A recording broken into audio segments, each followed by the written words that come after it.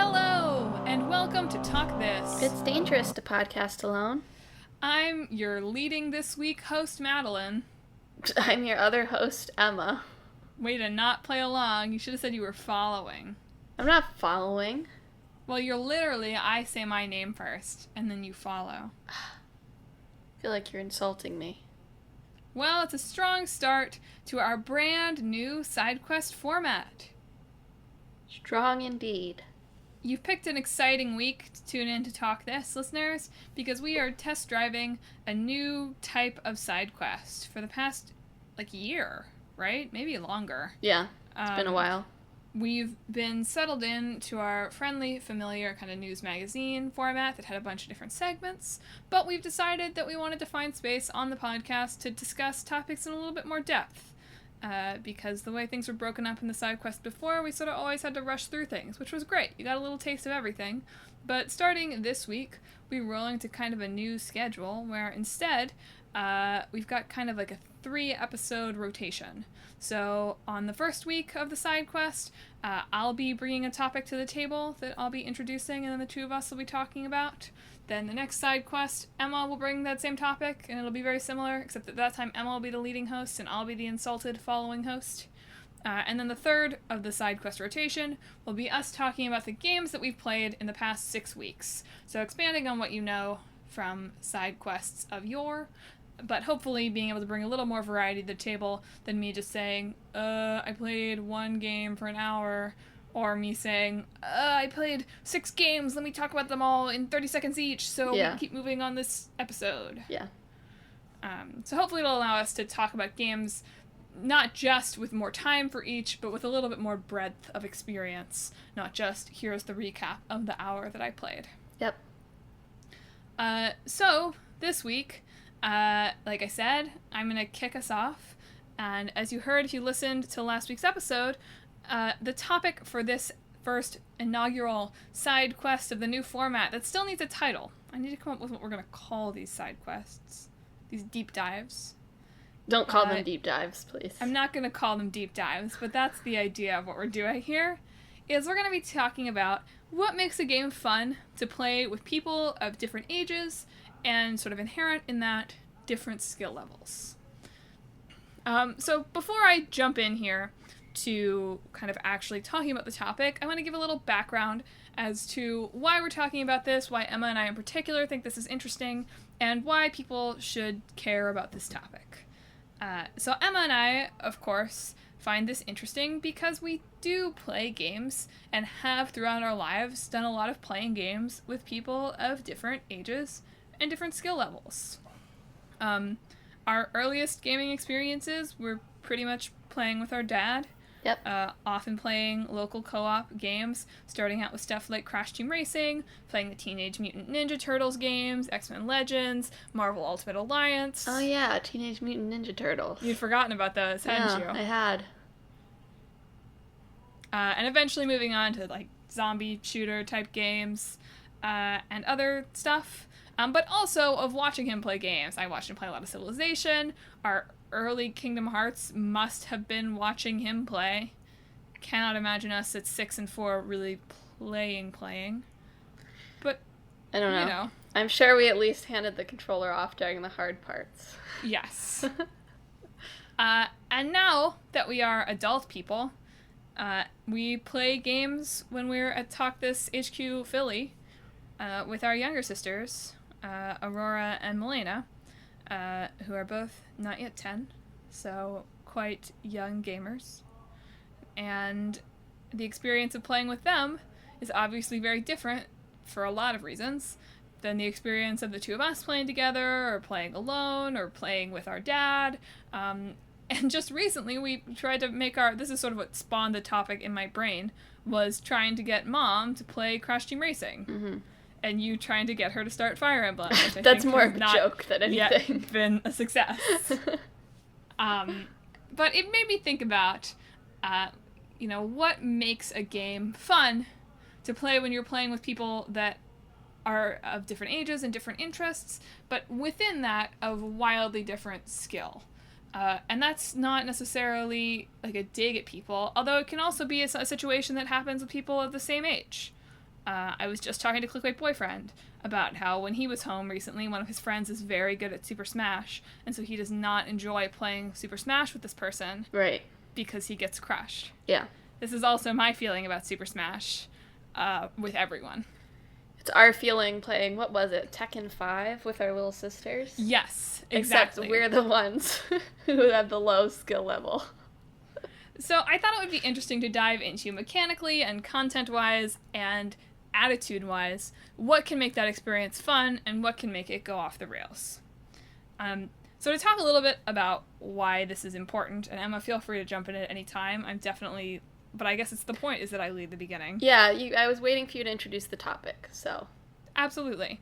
So I want to talk about why this is a thing that is good and cool and important. So there are a lot of studies about why gaming together is a social good type thing. And it's something that stereotypically in culture, when you Google playing games with your children, because I did this, most of the articles you get are about, do I need to be worried about my child playing Fortnite? Yeah. And how are our online games ruining their mind, or anything like that in the popular press. And there's a lot of anxiety about kids playing games.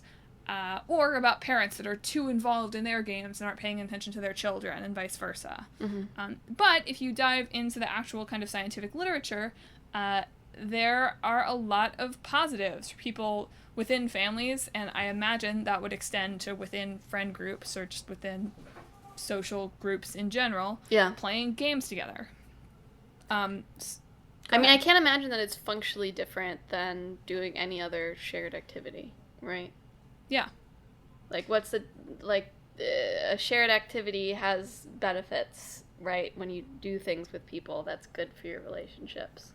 So what's the difference functionally in that particular vein between playing games together versus, playing soccer together? Exactly. Well, it's the cultural perception, right? Playing soccer together, recognized is a good thing, physical activity, bonding. Right. Whatever. I'm not counting yes, of course, when you're playing soccer, you're getting more physical activity, right? That's something separate, right? But just within Totally. Building relationships, there's not much functional difference. And yet, there is a big difference in the people that engage in this kind of activity. So I was reading a bunch of studies, and depending on where you live and who you ask, it's 90% plus of kids play video games. But only 1/3 of parents actually play video games with their children. Despite the fact that there is another study called Game On Girls, that's the short title, that showed, so I'm going to throw a bunch of studies out here. So this one showed that for females aged 11 to 16 playing video games with their parents, they showed higher levels of positive behavior, better mental health, family connections. Weirdly, they didn't find that with boys. Don't know why that is. Yeah, I wonder why that would be. Is it just, boys play video games together more frequently, so, playing it with their families doesn't necessarily do anything for them? Or I wondered if it was the age group, 11 to 16, that the girls sort of hit puberty sooner. I guess. So if you're seeing them pulling away more, so it has more of a positive effect. I can't pretend to know why that is. But that's okay, because there's another study that was called Beyond Entertainment. There's a long subtitle, but that's the short thing. That found that sharing video games fosters relationships and connections while producing positive emotions among both older and younger adults. So this one actually looked at people like us playing with our parents, or our parents playing with our grandparents, or that kind of thing. And yet another study from Wang, Taylor, and Son, I didn't write the title of this one down, but that the more frequently family members play video games together, the better family satisfaction and family closeness that they have. So there are all sorts of studies out there, and yet, despite all of this, based on a survey of 2,000 UK parents from Internet Matters, only less than 50% of parents believe that gaming is a valid form of quality time with their child. Something that all this stuff reminded me of is one of the classes I took in college of youth and communication technology, right? So what effects does, iPads and TV and etc. advertisements and stuff have on kids in different forms. And one of the things we're learning about is, like, when it comes to concerns about, like, screen time, for instance, like, setting aside, like, the effects of, like, blue light and why that might be bad for kids, like, just looking at, like, you know, watching TV. Like, it's not the act of watching TV is worse than any other activity. It's that, like other activities, you have to engage with the TV. So it is harmful to, like, kids' attention and growth and cognitive growth to just have TV on constantly in the background. Like, they're not actually watching the TV. It's just on, making background noise. Or if they're just sort of sitting watching passively for a while. Like, what makes TV a good activity is when a parent sits with them and says, oh, what's this character doing? Who's your favorite character? What's happening in the show? Why do you think it's happening? It's when you talk about it, right? And what the kid is watching. That makes TV, like, useful to cognitive development. So it's not that, like, TV is better than books, but that, like any media, you're not really getting anything out of it if you're not discussing it. And it's not, like, helping them grow in any particular way unless they're also engaging with it afterwards. So I think it's similar with games, right? It's just another form of that. So if they're just, like, sitting there playing Fortnite over and over again and not thinking about it afterwards, like, that's not necessarily a valuable activity to help them learn or grow, right? But playing Fortnite with people and being asked, like, okay, what are you doing? Why are you doing this? What's the strategy here? That's what helps them grow. And I saw a lot of articles of people basically writing editorials saying you should play video games with your kids, or at least you should engage with your kids about video games, saying essentially that their playing games with their kids allowed them to ask questions that got kids that otherwise are at an age where, like, they're not wanting to talk to their parents to maybe talk to them. Like, there were a bunch of moms saying, like, this is how I talk to my son. He's willing to talk to me about video games and then to talk about other things while we're talking about that, whereas normally he is not wanting to talk to me, right? Yeah. I saw in one of the infographic that you shared with me that, like, so a lot of what parents will talk about with their kids when it comes to video games is, like, stuff related to the things in the video game, right? Like news or politics or whatever. Is that right? Am I remembering that right? I read a lot of infographics. I'll pull it up and take a look at it. But I certainly read a lot of articles that were about...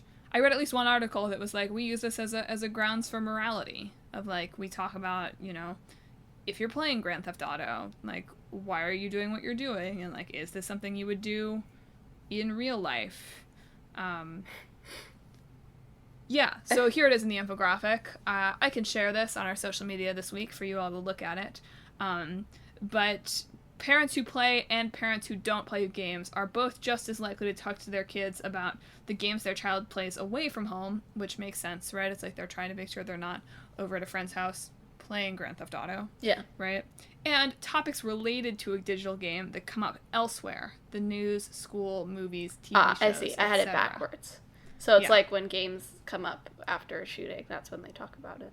Yes. I got it. Okay. But gamer parents are more likely to talk about why their child's performance in a game and why some games are bad. I don't quite know what bad means in this particular infographic. It's not very clear of whether it's about quality or a moral judgment. Yeah. But it's certainly interesting. I don't know how I feel about, like, asking your child the question, like, would you do this in real life? Like, if you have to ask your child that question, maybe there's already some problems there. Well, for Grand Theft Auto, sure, because there's a lot of crazy stuff going on. But you could see less extreme versions. Sure, yeah. Anyway, all this to say, there's a lot of research and anecdotal evidence out there, and we're certainly anecdotal evidence folks, that playing games together with your family brings you closer together.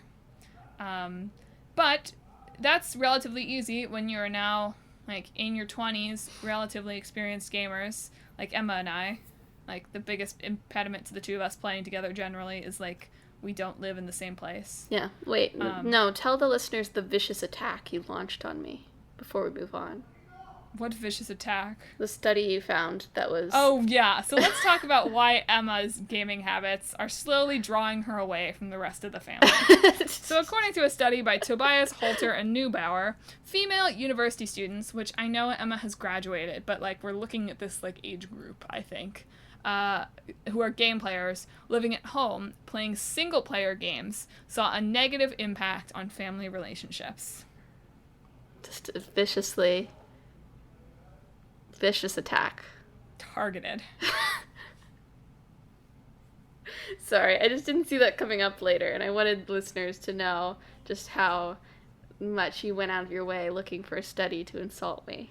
I didn't. It just came up. Of it was course, on yes, a list of I studies that. that I was looking at. I'm sure you didn't scour Google Scholar and what's the academia site with the papers? Academia.edu. Yeah, I'm sure you didn't scour those looking for some sort of thing that you could use. Of course not. Wouldn't do that. Emma hasn't played 100 hours of Fire Emblem in the past 3 weeks. Nope. That has no impact on her family relationships. It doesn't.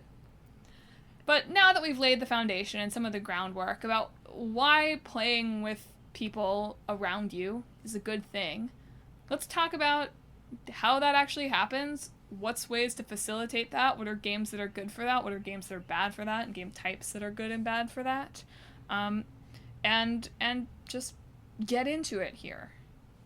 Yeah. In thinking about this, I actually came to the conclusion that I think it's more useful to think about it in terms of levels of game literacy as opposed to, like, different ages. Like, of course you can make generalizations about the games that kids like and the games that older people like, right? But in a lot of cases, it's going to be a person-to-person basis of what does the kid like to play and what does the adult like to play. Well, I was sort of surprised I looked at a lot of listicles of, like, 15 best games to play with your kid, or Reddits of, like, my mom is sort of interested in me gaming, like, how can I get her to play a game and what should she play? And it was interesting to me how much overlap there was in what was suggested, which I think gets at what you're saying of gaming literacy and fluency. Those are literally the same thing, but that's fine.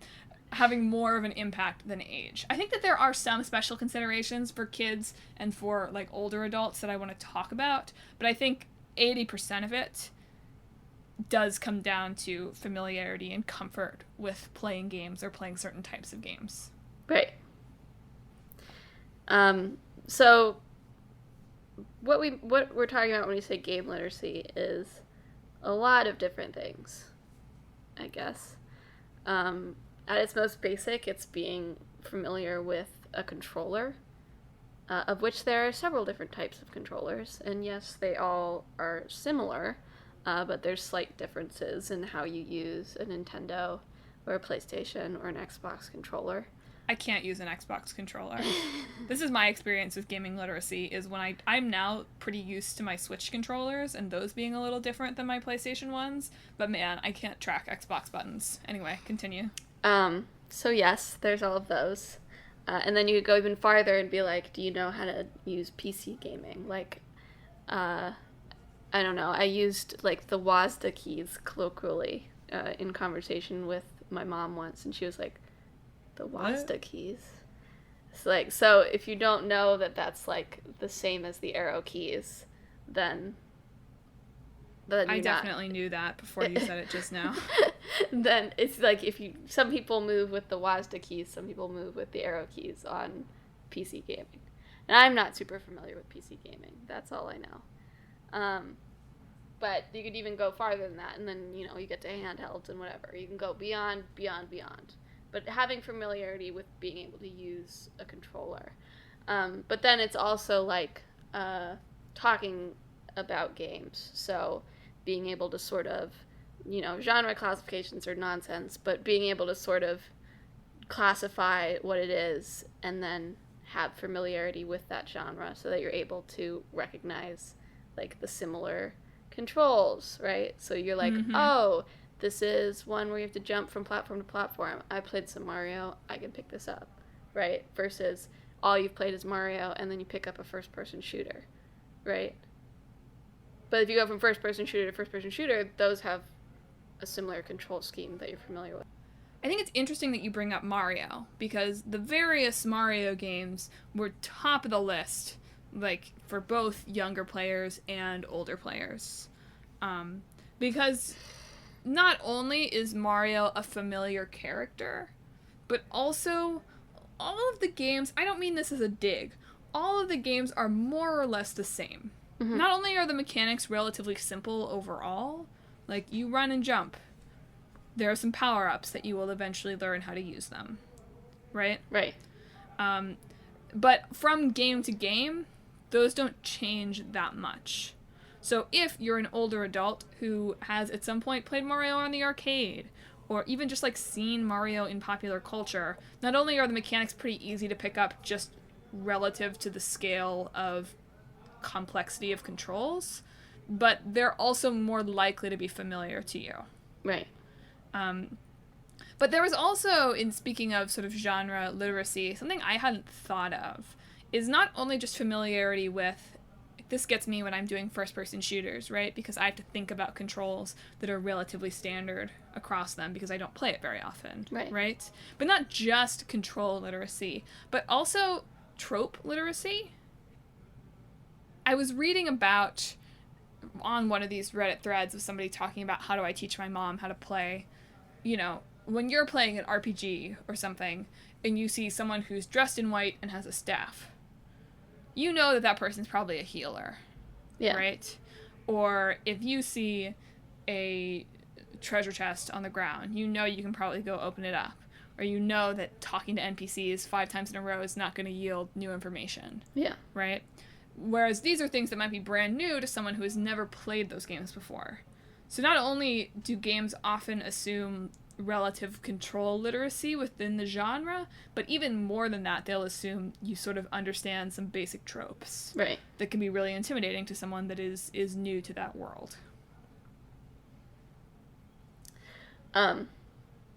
There are definitely, it comes out to tutorials, right, which I didn't even really think about in preparing for this, but like some games have very straightforward tutorials, like Kingdom Hearts, it's like use the analog stick to walk. And it's like, that seems something so silly now that I've played a lot of games and I go back to like Kingdom Hearts 2 and it's teaching me how to walk again.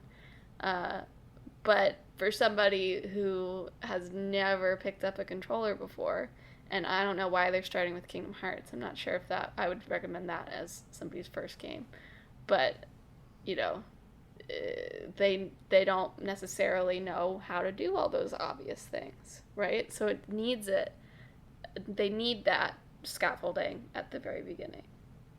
Well, I appreciate that Kingdom Hearts in particular does that because it's aware of the fact that it is a Disney game. Right. Which is the kind of game that a parent will buy for a kid, not really knowing the difficulty. And is a game that is good for what I think is a good method for incorporating games that might not otherwise fall into a list that we were to make right now of, these are good ones for a parent to play with a kid, or for you to play with your parents who haven't played games. Right? Yeah. Because it's a game where you can, like, trade off, and the person watching, if they're the child, will not be bored. Because, I mean, I'm not saying the parent, I wouldn't be bored, but I could understand how, like, a parent maybe would be kind of frustrated watching a kid play. Yeah. But hopefully they're... I think that some kids may also wander off if they give away the controller. Fair enough, but there are Disney characters around, so that's one thing that I think doesn't apply to older adults on this level, but does maybe apply to kids, right. Is you can open up some games by introducing kid-friendly characters or exciting, fun backgrounds that otherwise might be beyond the difficulty capabilities by being able to kind of trade off. Right. But enough about Kingdom Hearts. You talked a little bit about controller literacy and that kind of thing. And I think that's interesting and ties in with why I think older adults and younger children often feel less intimidated by mobile games. Yeah. Because they're more familiar with using a phone or an iPad, and it doesn't feel quite as scary. And also, to be honest, there are just less things that you can do with it. I mean, yeah, of course. There's just fewer inputs that you can put in through touch. Yeah. Like, you can tap, you can press, you can swipe, you can sort of spin. That's about it. That's all the inputs that you can use in a touch device. Whereas when you have, like on a PlayStation controller, there's, if the D-pad is one button, there's like 9 buttons, 2 analog sticks, and also start and select, I guess. Exactly. So that's like a whole combination of things that you can do, and because you're using 2 hands in that case, you can do all these sorts of buttons at once, right? Like you hold down L1 and then press circle, and it does something different than if you just press circle. So there's just a more complexity to the number of things you can input into a controller, which means, of course, that a lot of games have more options and mechanics than a mobile game.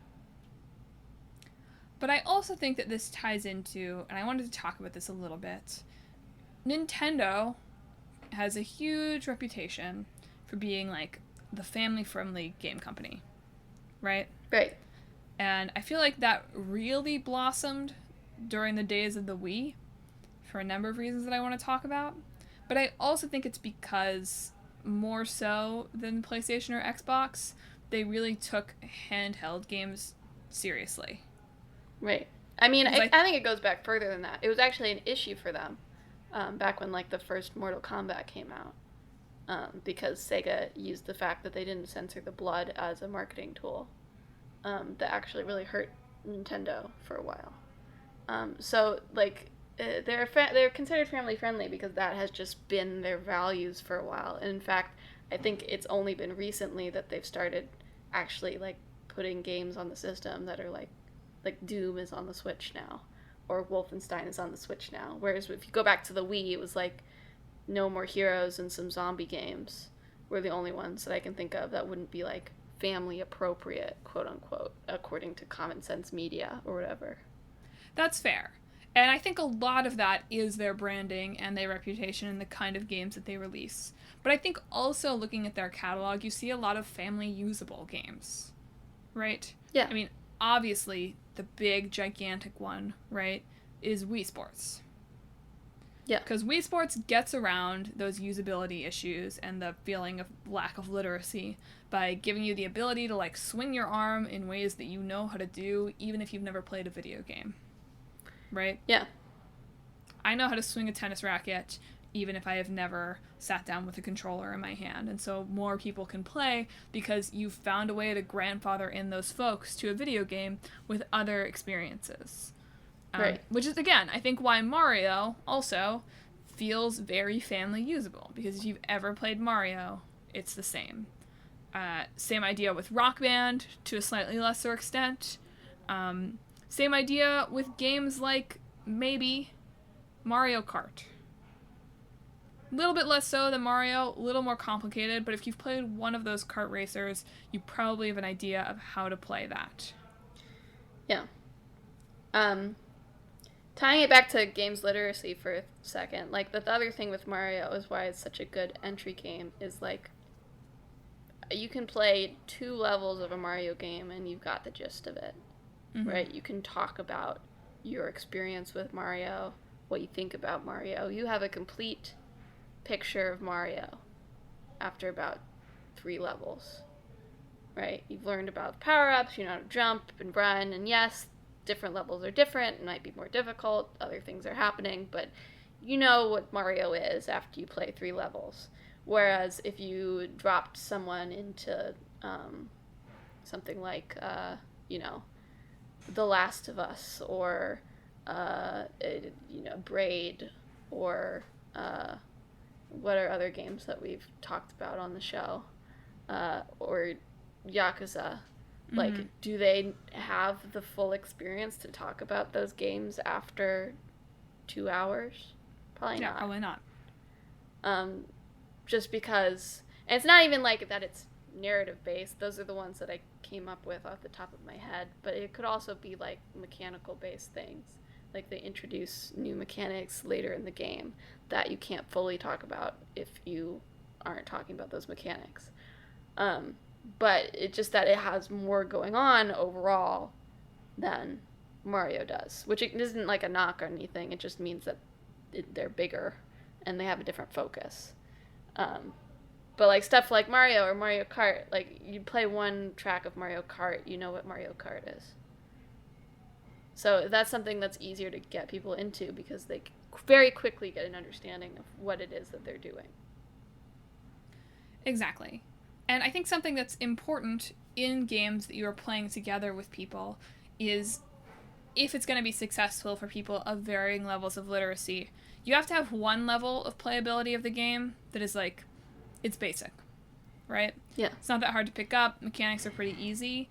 And then you have to have another level that is more complicated, right? So like if I'm thinking of the racing games, right, you can play Crash Team Racing like we did with Mom, right, where she just holds the X button, she goes, she figures out the power-ups after a couple of tracks, right? Yeah. But there's another level where like the two of us are like power sliding and shooting bombs backwards and trying to take shortcuts and whatever. Right. So having a game that has enough mechanical depth that, hey, you can jump in, it's not that hard to be able to play the game, but being able to master the game takes another level of concentration and experience, I think is often a good thing. This is also achievable with customizable local difficulty levels. Is that actually a thing, though? Because you were just saying that, like, Clickbait Boyfriend does not like to play Smash with one of his friends because they have that level of complex mastery that he doesn't have. Like, Smash is one of those games. It's pretty easy. You jump in, there's a basic attack button, it moves around. It's not that hard to grasp after a few rounds, but it's very deep in terms of mastering a character and knowing strategies against other characters, right? But isn't it not, it's not as fun in Smash when you don't have similar skill levels. That's true. So I'll refine what I said a little. Yeah, I think if it's like literally 1-to-1 head-to-head, that's not great. And I think it's hard. I think it's hard to have games that are 1-to-1, just like one person versus another person, that are going to be fun, except for very specific personality types. Right. With wide difference in skill. But I do think for something like a kart racer, where it's you versus a friend versus 6 computers, then it sort of rewards that. And even more so for games, like I think competitive versus each other games are going to be hard to manage for this almost exclusively. Mm-hmm. But for games that are cooperative, I think that is also still important. Sure.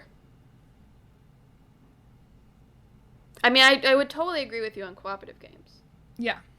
It's the competitive games that I don't think. Yeah, I wasn't thinking about 1-to-1 head-to-head. I think you're right that it doesn't work there. I think if there's a computer that you can be facing off of that's a little bit more of a fair match for the person that's not as good, then I think it still applies. Mm-hmm.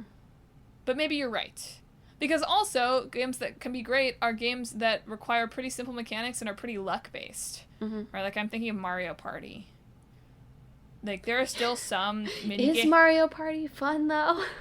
Literally, that's what I asked, like, my boyfriend. Is but that's what he said. That's anybody? what he said to me. I'm just, like, talking about this conversation I had with him before we recorded this now, apparently. But that's what I said to him. Because he's always like, yeah, I don't like to play Smash with this guy because I get crushed. So I always suggest that we play Mario Party. Because it's, like, the only game that I can play where I feel like I have a fair shake here. Interesting. But Mario Party levels the playing field, because so much of it is luck. And yeah, that can make it not fun. But again, with the right personalities, it does allow you to introduce a game to someone. Right. But on another hand, another way to do this, I feel like there's just a wide variety of ways that you can make a game that this could work successfully, is games that are pretty open world. There are a lot of articles out there about people's kids playing Breath of the Wild, and, like, what a joy it is to be able to, like, talk to their kid about how they're just, like, running around and picking up sticks. Yeah. Right? Yeah. Or in Super Mario Odyssey, where again they're just like running around talking to characters. Right. Or in the gold standard, Minecraft. Yeah. Minecraft is in every single list of games for kids and games for older adults because it has that like educational halo around it. The halo. I just think it's because, look, something I wanted to talk about that is specific to like older adults and parents is they're worried about video games, right? Either because they think that they're corrupting the youth, or they think they're a waste of time, or they just aren't interested in them, right? So there's an extra barrier there that there isn't with a kid, I feel like, of not only do you have to get a game that they think is fun, but you have to overcome that first barrier of games are a waste of time. Right. Sometimes. Obviously not with everyone, but in some situations. And Minecraft. Minecraft teaches kids leadership and even coding, if you get really into it. Yeah. You run a server. Yeah. Education. Yeah. It's true. But also it's great because you can play together and there's no rules, and if you're in creative mode, you can't even really die. Yeah. I do think, like, you have to have some sort of basic familiarity with a controller to start Minecraft. Fair enough. So I wouldn't necessarily, I mean, maybe you could if you taught them how to use the controller. Like, it doesn't have a tutorial. I don't think that's necessarily a problem. I think that because that one has no particular consequences for failing, beyond, like, losing the stuff you're carrying, you can sort of learn the controls your own way, but you do have to know, like, how to press buttons. That's fair. But I think because in some modes of Minecraft, and there's plenty of other games this is the case too, where there's not really consequences or a time limit. That's what I was saying, yeah. Yeah. Like, it might be a good game to say, okay, I'm going to teach you to use the controller on this game. Because there's not really failure. There's just, you hit the blocks. Yeah. So, other things. I want to focus in on co-op because I love co-op and we haven't talked about it that much yet. Okay. Another thing that I think is value. So we've talked about in co-op, the different levels of skill required for different kind of levels of playing the game, right? Of there being a baseline skill and there being sort of a mastery level. We've talked about relatively forgiving fail states, right? Yeah.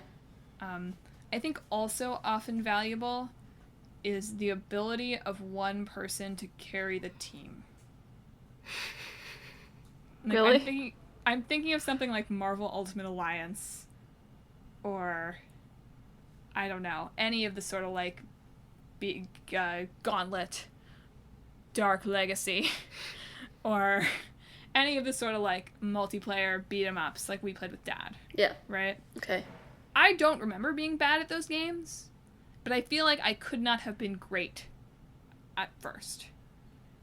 But in those games, they at least don't require everyone to be great. Obviously, they're easier if everyone is working together, right? Yeah. But if you have one good player, they can carry the team through.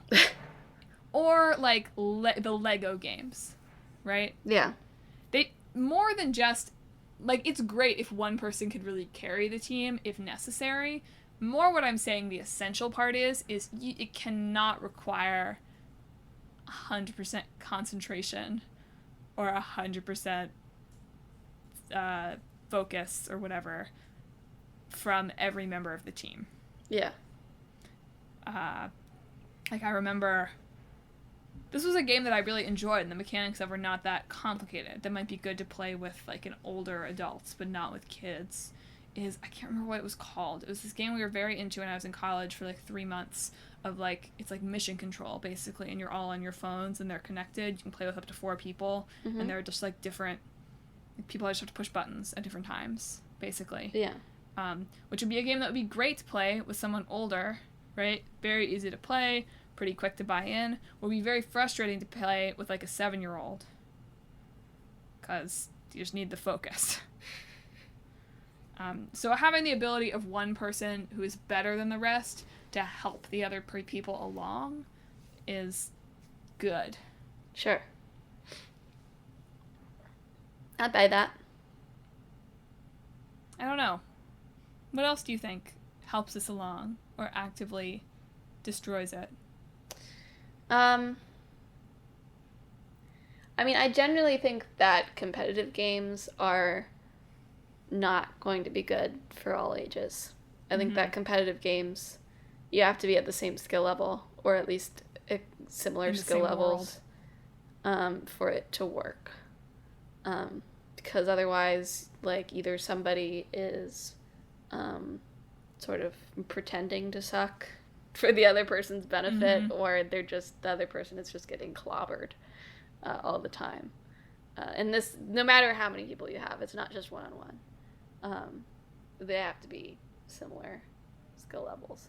It might be fine if you have 3 people of similar skill level and one slightly weaker person, because maybe the weaker person just sort of waits in the bushes until they kill each other, and maybe there's something fun to be found in that.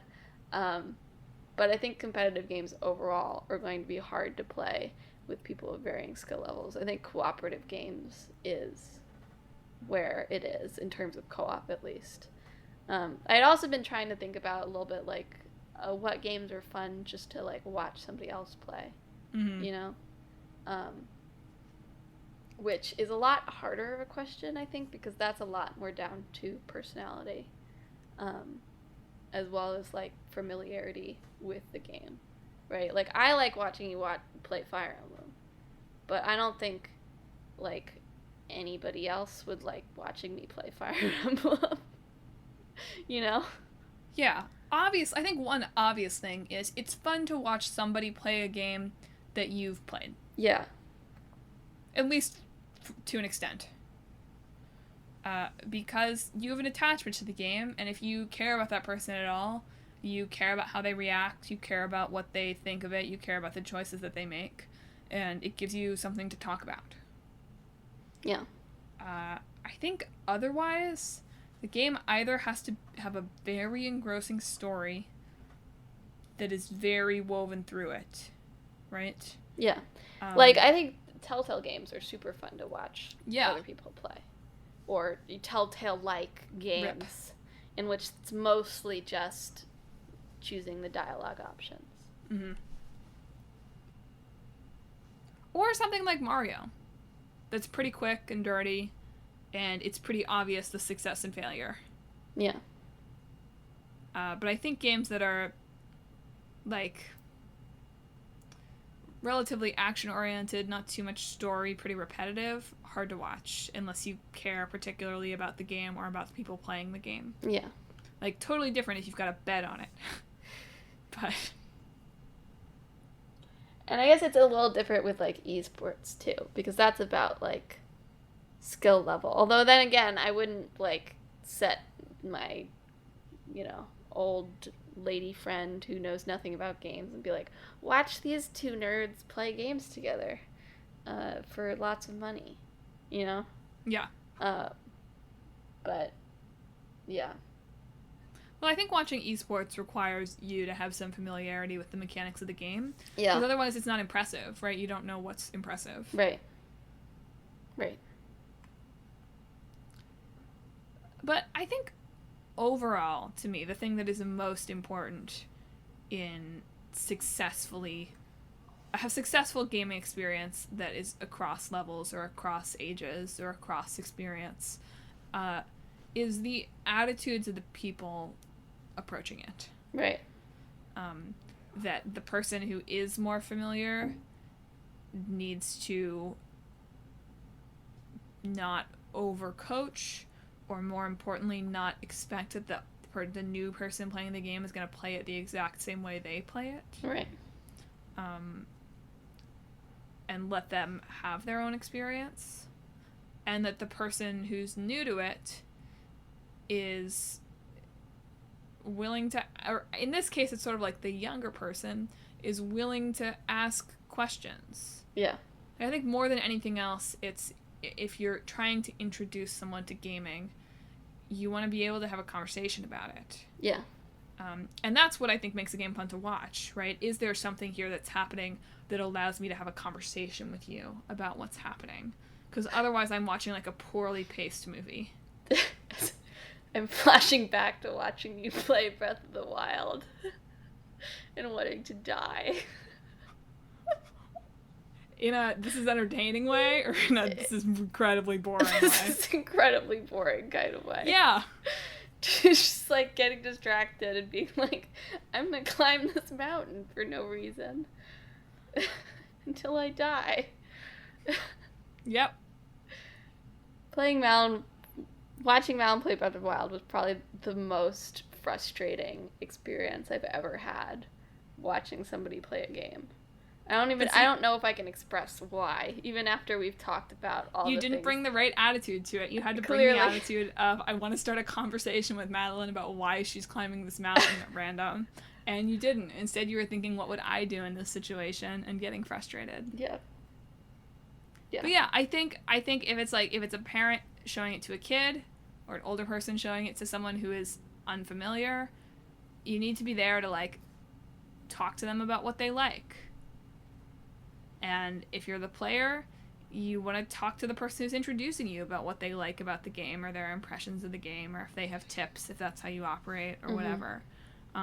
That cultivating that attitude of, I'm sharing something with you, and we're connecting over it, is more important than any single, or even all together, the mechanics of the game. Because it can be deeply unpleasant, even if you're introducing someone to the most kid-friendly or non-video game player-friendly game in the universe, can still be a deeply unpleasant experience if you're, like, trying to mastermind it, or backseat playing, or if they're not interested.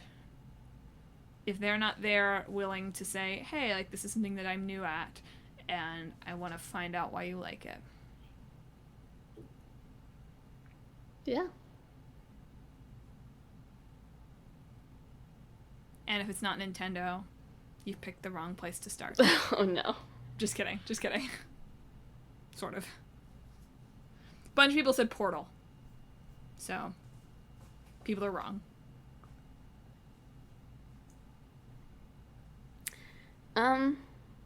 Yeah. Seems like a good place to wrap it up. Well, folks, thanks for tuning in to this brand spanking new side quest format episode of Talk This. It's dangerous to podcast alone. It's been really interesting to have this conversation with Emma here on the air, and I hope it was also interesting for you. Fascinating. And we want to continue the conversation with you listeners this week. So hit us up on social media. We're on Facebook, Twitter, and Instagram at Talk This Podcast, and on YouTube at Talk This Sisters. And send us a message or DM or a comment or whatever, and tell us about what games did you play with your parents when you were growing up, or what games do you play with your kids now? What games do you wish that you could play with people in your life? Have you had a particularly fulfilling or not fulfilling experience of trying to introduce someone to a game or being introduced to a game? And what do you think makes those kinds of experiences successful? And do you have recommendations for us to try to play with our parents or with our sisters who are quite young? So many questions. All of this and more. I'm excited to hear about it. It's not something that I've had conversations with people about, but I feel like there are a lot of fulfilling stories and memories and thoughts out there that I would love to hear. Heck yeah.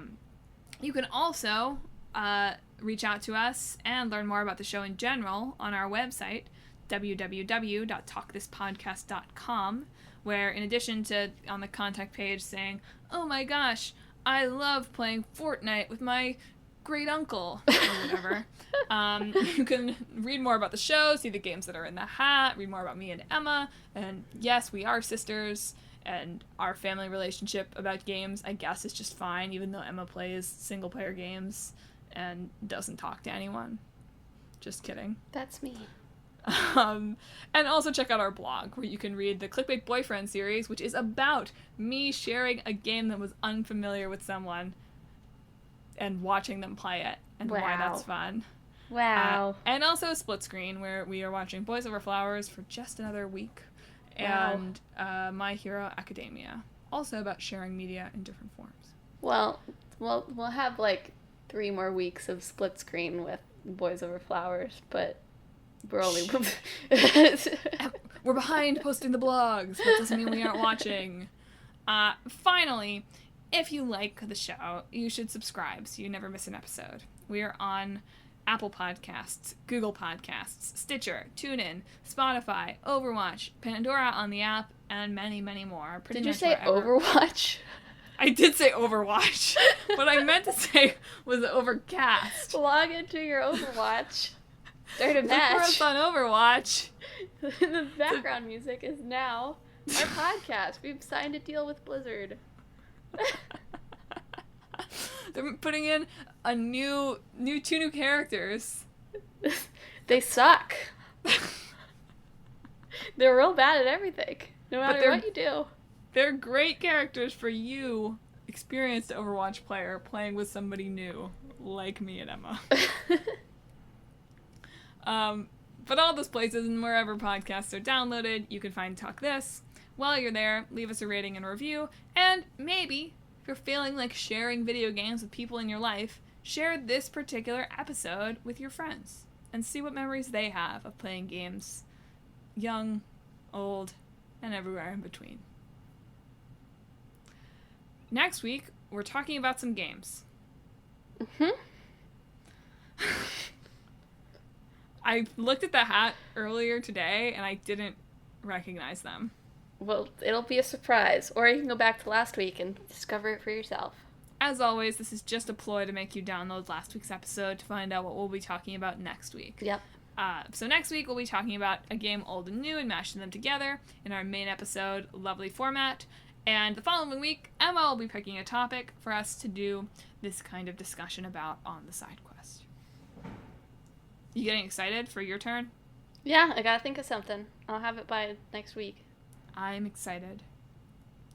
Well, folks, I think that's all I've got. Emma, do you want to sign off? Do you want me to sign off? I'm trying to share. Listeners, this week, I hope that you get lucky at Mario Party.